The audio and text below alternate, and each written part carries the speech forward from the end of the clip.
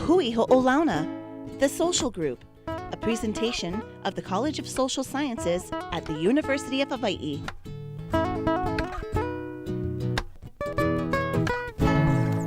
Aloha! Welcome to the spring 2014 edition of Hui Ho'olauna, The Social Group, brought to you by the University of Hawaii's College of Social Sciences. And students in the journalism program of the School of Communications. I'm Taylor Morris. And I'm Bobby Begonio. Thanks for joining us. Coming up in this edition, shark attacks throughout the islands concern Hawaii residents. We talked to experts about Hawaii's fish 3 years after the Fukushima disaster. We talk story with Hawaii's first female Asian American senator and proud UH graduate, Mazie Hirono. Because I think we are all in this together. Shark attacks in Hawaii are on the rise, and University of Hawaii researchers are trying to find out how to address the problem. As Lemaile Barrett reports, they're finding new ways to understand these mysterious creatures of the sea. In ancient Hawaii, sharks were revered as ancestral gods, and the ocean was their sacred home. Now experts believe shark attacks may be related to how we treat the ocean today. Sharks have always played a significant role in Hawaiian culture, especially as aumakua. An aumakua is a guardian spirit. Generally, it's been a member of the family who has come back in another manifestation to make sure that the family is safe from danger. Last year, shark attacks around the world declined, while Hawaii saw a rise. And some people believe it's because of an increase in water activities. People are going farther out into the water and doing more things like kayak fishing, free diving, and spearfishing far offshore. And whenever you do these activities, there's always an inherent risk involved with them.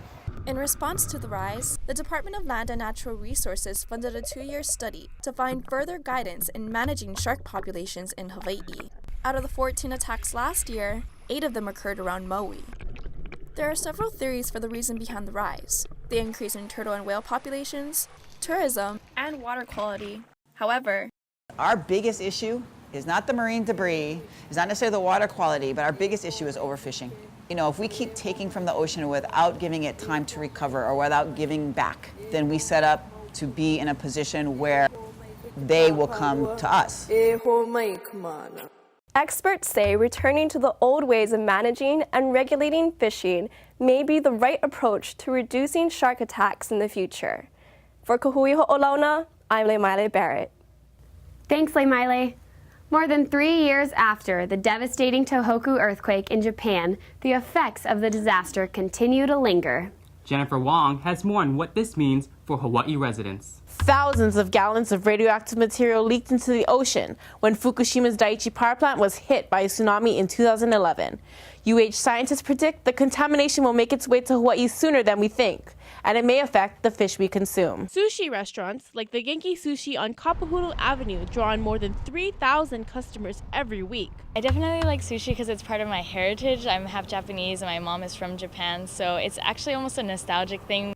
But there's a catch to eating all this raw fish. Since 2011, UH researchers have been collecting water samples between Japan, Hawaii, and the Eastern Pacific.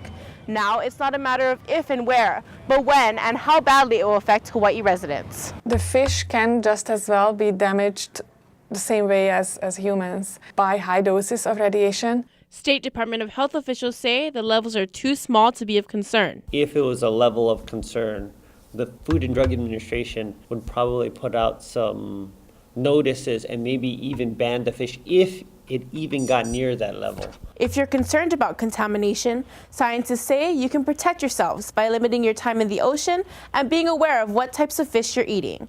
For Hui Ho'olauna, I'm Jennifer Wong.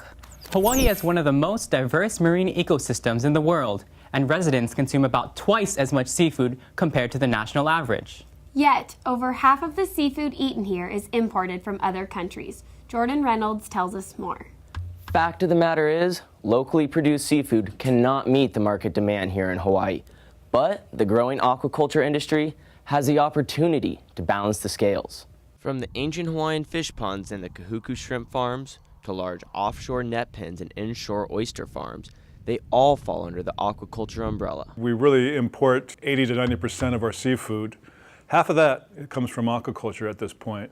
At Marine Agri-Future in Kahuku, Dr. Wen Hao's son is using a one-of-a-kind system that cultivates sea asparagus, ogo, jellyfish, and tilapia in a symbiotic environment. Dr. Sun has figured out how to raise salt-tolerant land plants like the sea asparagus in salt water. This creates a solution for two of the biggest problems facing the agriculture industry. Number one challenge in the agriculture in the future is freshwater deficiency. Number two is arable land deficiency. So with this technology, we allow the plants crop growing on the surface of the ocean. So you don't need any fresh water. You don't need any land. In this system, cost and resources expended are minimal, and production is maximized. Any seafood, submerged seaweed, or algae in various land plants could be grown, making self-sustainability more attainable for Hawaii. For more information, visit ho'olauna.tv. For Hui Ho'olauna, I'm Jordan Reynolds. While we hope there's enough fish around for the future, another problem is causing quite the stink. That's right. Hawaii's beautiful waters are being polluted. Sydney Chestnut tells us more on this troublesome pile of garbage. Pristine beaches and unmarred coastlines are becoming a distant memory for Hawaii residents. In the past 10 years, plastic has been building up in the Pacific, forming what is now called the Great Pacific Garbage Patch. The garbage patch is estimated to be twice the size of the U.S. Most pollutants are trapped in the 5 main gyres in the Pacific, where ocean currents eventually wash garbage up on shore. And this is really what the garbage patch looks like, and this is why you can't see any YouTube videos of the garbage patch or photographs, because it's mostly tiny little pieces of plastic throughout the water column, acting like a plastic soup. Like I go out surfing and there's always just, garbage floating around everywhere, and, it gets in the way when you're paddling. It's not cool. Approximately 90% of the garbage patch is made up of small pieces of plastic. They carry dangerous toxins which animals ingest and eventually make their way up the food chain. That can lead to things like prostate cancer, breast cancer, diabetes, obesity, and a whole host of health issues. And not just for the person who ate that fish or animal, but throughout the generations as well. The best defense against pollution is prevention. Simple things like reusable cups and water bottles can make a huge difference. And you can do your part by picking up trash when you see it. There's no such thing as biodegradable anything plastic. That's a lie. Plastic lasts forever. Every piece of plastic ever made is still on the planet today. For more information on how you can get involved, check out our website at ho'olauna.tv. For Hui Ho'olauna, I'm Sydney Chestnut. Coming up next on Hui Ho'olauna, we take you to the Philippines to find out what a local medical team is doing to help those less fortunate.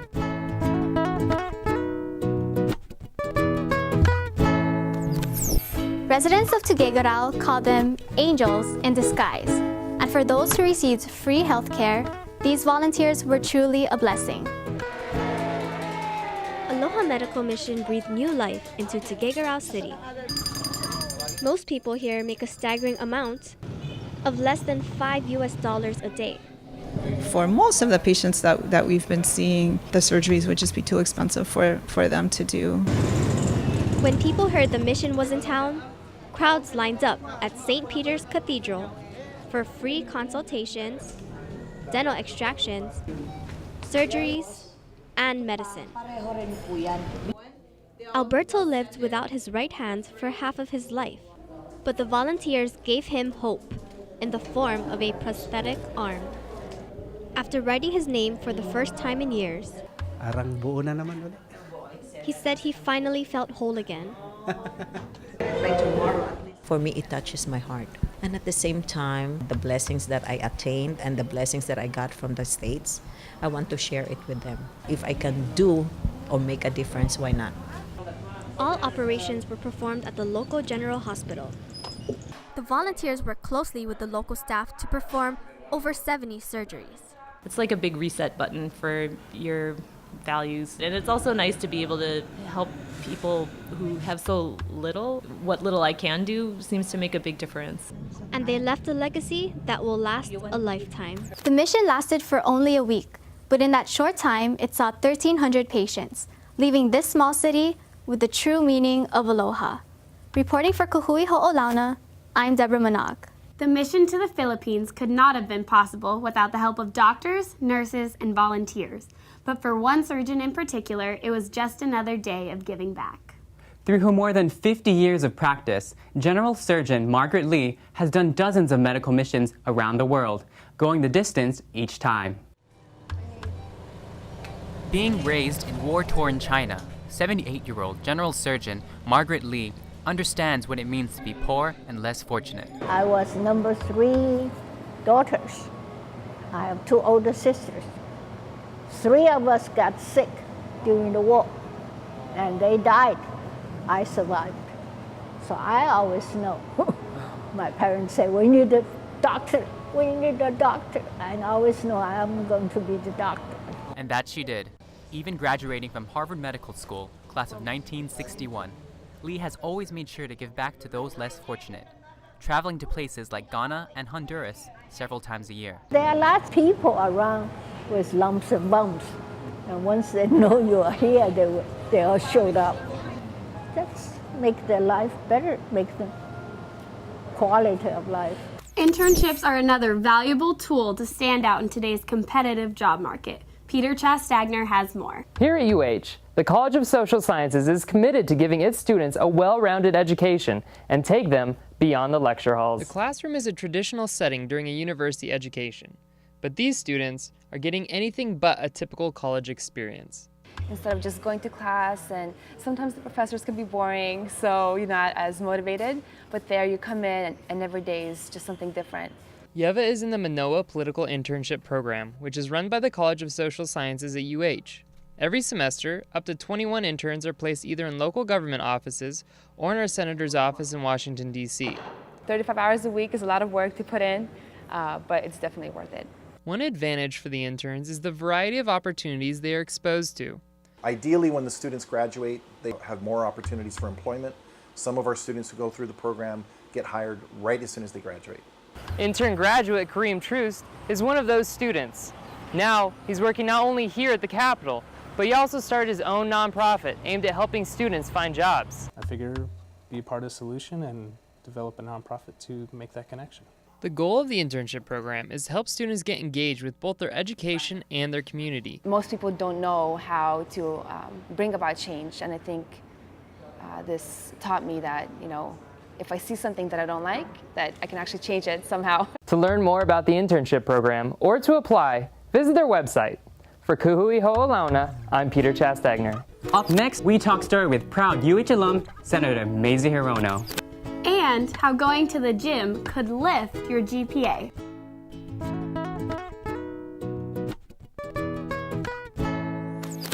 Mazie Hirono was the first Asian American woman elected to the U.S. Senate after serving 6 years in the House. The distinguished alumni graduated from UH in 1970 with a degree in psychology. We had an opportunity to talk to the senator about life, politics, and her time here at the university. I consider it a rare privilege to serve, and it was a very unlikely journey, knowing where I come from, that I would end up in the United States Senate doing what I do. I'm really glad that one of the major issues that I've worked on as a senator was on immigration reform, serving on the Judiciary Committee. That is what I call purposeful work for me as an immigrant myself. Tell me about your mother. You cite her as a huge influence in your life. You come from along with very strong women. She brought her 3 children to this country to escape a terrible abusive marriage at the hands of my father, who I never got to know. And so when I was young, almost 8 years old, she brought us to a whole new country. I knew nothing really about the United States, not much about Hawaii, and we landed here with 1 suitcase, very little, but my mother had tremendous courage and determination. And she showed me that one should take risks for things that are really important. She took a huge risk by bringing us to this country and raised 3 kids by herself.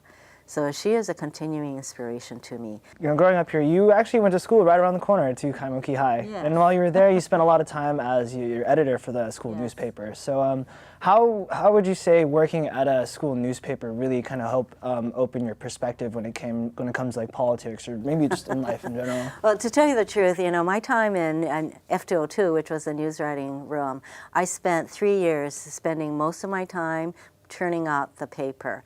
And so Certainly I learned to take responsibility, to put out a paper every 2 weeks. It was an award-winning paper, so that discipline and sense of responsibility was good. But you know what?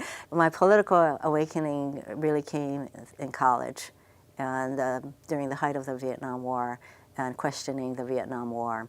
More than 10 years later, when I ran for office myself, it really was that political awakening through protesting the war that led me to politics as a way to make social changes. And I still believe that 30 years later.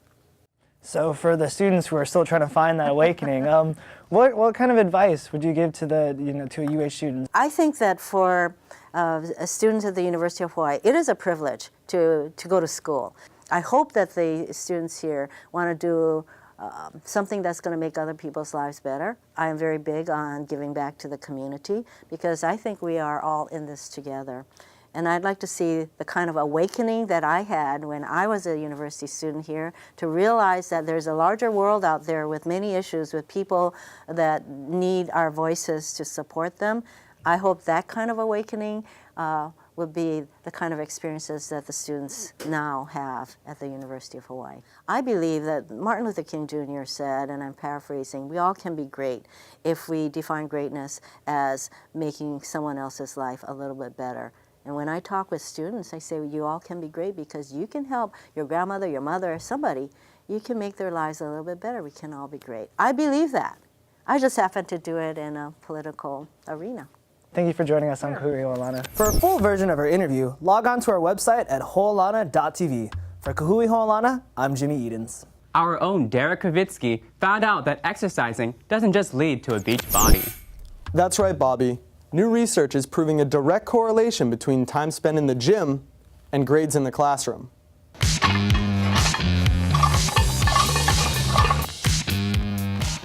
My grades went from a 3.0 before I started working out to a little above a 3.5 once I started getting back into working out and going to the gym. The University Fitness Center is a great place to break a sweat, but time spent in the gym may contribute to a student's academic success. Studies at universities such as Purdue and Kentucky have shown a positive correlation between the amount of time spent exercising and a student's GPA. I've heard of a number of different studies that deal with participation in a recreation center and its relationship to the GPA. So if a person went, X number of times, they would have a higher GPA than someone that went, 10 times less per semester. Just like the grades it seems to raise, exercise also increases levels of stress-relieving endorphins. We see a lot of mental health benefits to exercise, people with less depression, less stress, less anxiety, all those types of things. And that sort of goes along, the same lines of doing well in school. Here at UH Manoa, students have seen firsthand the valuable role exercise has played in their classroom performance. I played football my entire life. A lot of kids who are on the team, while they're on the team, they tend to have higher grades as opposed to when they are no longer on the team. No specific exercise has proven to be the one GPA booster, but experts agree whatever the physical activity, make it fun. If you like basketball, then go play basketball. If you like volleyball, then go play volleyball. If you like getting on the treadmill, do that. But if you like running outside, go ahead and do that. Doing something that you enjoy, I think, is going to be beneficial to you. And with the brand new fitness center here on campus, students have an even better chance to sculpt their bodies and make the grade. For Hui Ho'olauna, I'm Derek Kravitsky. When we come back, find out what the UH system is doing for our veterans.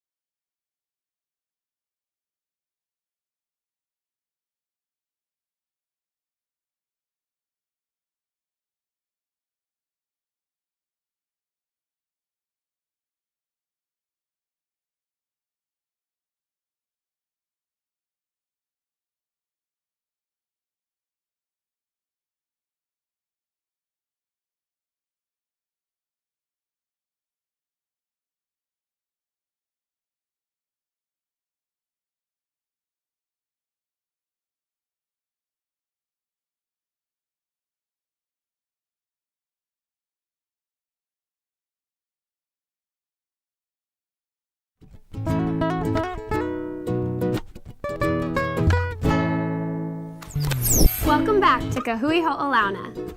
Many United States military veterans are transitioning from the war zone to the classroom. Dakota Chance has more. Veterans have committed their lives to protecting our country, and now some veterans are committing their time to earning a degree. The transition from the military to the classroom isn't as easy as one may think. I've heard things that I look intimidating or I'm not very friendly. When I come to the VRC, it's a little bit different. Everybody understands where I come from. You know, everybody has the same personality. You know, it's easier to mingle and talk and get through school. The University of Hawaii system is working to accommodate the unique needs of veteran students. One of the most important things that's happening in the UH system right now is that they're actually starting these positions like VA counselor. I'm a VA counselor, but I'm also a veteran. More services, like tutoring, are being offered to veteran students. Many of them have been out of school for a long time and find adjusting to college life challenging for many reasons, including anxiety, PTSD, and depression. Leanne believes a more military-friendly community will help with the transition. The goal is to support those veterans who have fought for our country, and hopefully the entire university system can be more military-friendly in the future. For more information on veteran affair programs and the inspiration behind this story, visit our website, ho'olauna.tv. For Hui Ho'olauna, I'm Dakota Chance. Former journalism professor Beverly Keever is no stranger to the battlefield. She was among the first female journalists and correspondents to cover the war in Vietnam. She's chronicled her experiences in her book, Death Zones and Darling Spies. Taryn Anderson has more. Beverly Keever arrived in Vietnam in the early 1960s when American military involvement was just beginning. After 7 years of war coverage, Keever has some unforgettable memories. Fresh out of graduate school, Beverly Keever set out for Asia, a young female journalist in search of a big story. In Hong Kong, she met with Roy Assoyan of the Associated Press. So Roy said to me in Hong Kong, go down to Vietnam, it's really heating up. President Kennedy had just sent in the first helicopter support unit. So I went down there and then all at once it just started to snowball and the story got bigger and bigger. Soon, Keever found herself in the middle of a full-fledged war. Keever's time in Vietnam was full of surprises. Her translator wasn't exactly who he seemed to be. He, it turned out later on, to be an ace spy for Hanoi. After I got out of Vietnam, about a decade or so later, I found out he was a communist spy. Her memoir is comprised of copies of her stories written in Vietnam. It took me a lot longer than I thought it would. I thought you could just sort of sit down and reminisce, but Vietnam seemed very far away. I knew that I needed to be retired in order to just focus. And then we were lucky to have a lot of secret papers, like the Pentagon Papers, released, which I think was useful because if I had written it much, much earlier, I wouldn't have had access to a lot of this information. Keever hopes her memoir can serve as a valuable tool to future lawmakers and historians. For more on her experiences, be sure to read her book. For Hui Ho'olauna, I'm Taryn Anderson. While Keever dodged bullets, many UH students are dodging one particular tree on campus. Avery Soto has more. The Buildings and Grounds Management Department is known for its protection of UH plants, but for one tree, students are making a big stink. It smells just really, really bad. It stinks so much. So what's that smell repelling students? It's one of the 325 tree species across UH Manoa, and it's called the skunk tree. I feel like the skunk tree is a curse more than a gift. Rooted in front of Sinclair Library, this infamous tree has repulsed some students since 1956, and some of them just wish it was gone. It stinks so bad. Whenever I go to Sinclair and try to study, and I pass by the area, it just really stinks, and I feel like we should take down the tree. Unfortunately, students like Jacob will just need to grin and bear the smell, since this exceptional tree is under the protection of the university's tree care plan. Tree care program was created to ensure that we were taking good care of our tree canopy and that there were educational opportunities that could be used throughout our landscape in the form of the great collection of trees and plants that we have on campus. Staff and students take care of the trees year-round, costing nearly $250,000 to run. But UH officials believe it's worth every penny. For any campus, the landscape is the first impression that students and parents have when they first come to our campus to visit. Our trees also provide environmental benefits. They help to sequester carbon, they provide oxygen, and most people don't notice trees until they're gone. So the skunk tree is here to stay, and while some may not care to keep it around, others see it as one way of malama aina and preserving campus life. I don't know, I think it adds to the beauty of our school. Like a lot of other trees and plants out here, I think Hawaii should be preserved. You may not be able to smell the tree now, but when its summer flowers bloom, be sure to hold your nose. For Hui Ho'olauna, I'm Avery Soto. From the UH Manoa College of Social Sciences and the School of Communications, we thank you for joining us. Until next time, take care and aloha.